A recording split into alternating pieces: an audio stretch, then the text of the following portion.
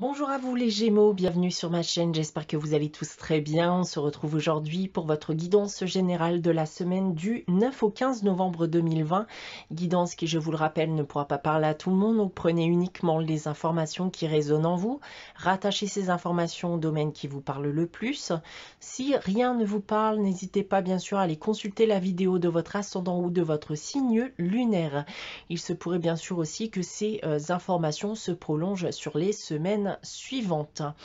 Je reste aussi disponible pour des guidances privées. Vous pouvez donc me consulter soit via mon adresse email ou mon site internet que vous trouverez en barre d'infos.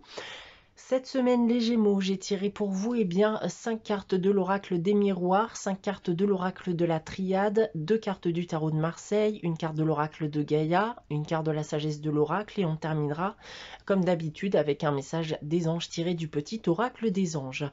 Débutons cette guidance, les Gémeaux, pour cette semaine du 9 au 15 novembre avec le tarot de Marseille. J'ai tiré pour vous cette semaine la carte de l'empereur et la carte du diable. Ce que je peux déjà vous dire ici avec ces deux cartes, c'est d'éviter de prendre trop le dessus, de vouloir jouer les dominants.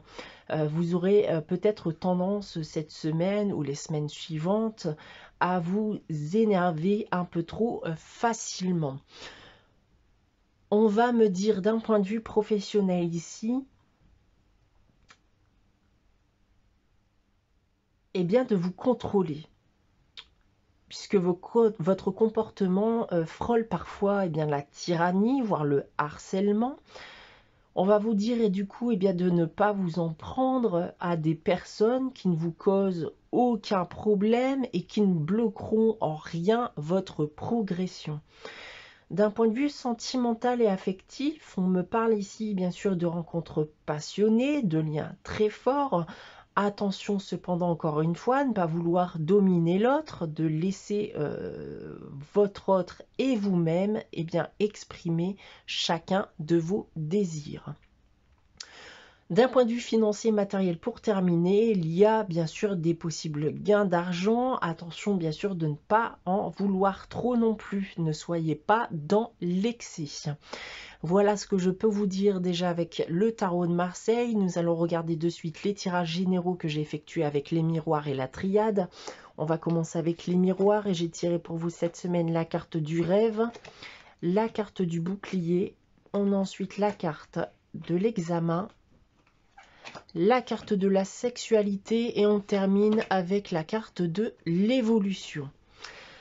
Alors, on va me dire ici que vous vivez pour certains une relation amicale ou sentimentale qui est très passionnée. Donc ça peut paraître d'ailleurs trop beau pour être vrai. Et ça, vous en avez pour moi conscience.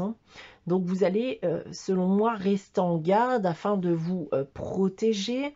Et vous pouvez notamment essayer de chercher quelque chose qui pourrait clocher. Dans tous les cas, vous souhaitez faire évoluer cette relation, mais cela se fera pas à pas et vous n'êtes en aucun cas dans la précipitation. Avec l'oracle de la triade, on a la carte de l'homme, qui peut bien sûr aussi être une femme, puisque nous sommes dans le cadre d'une guidance générale. Donc la carte de l'homme, de l'oméga. On a ensuite la carte de la bénédiction, la carte du choix et on termine avec la carte de la pénitence ici. Alors, on va me dire qu'il est probable que vous soyez face à une grosse décision.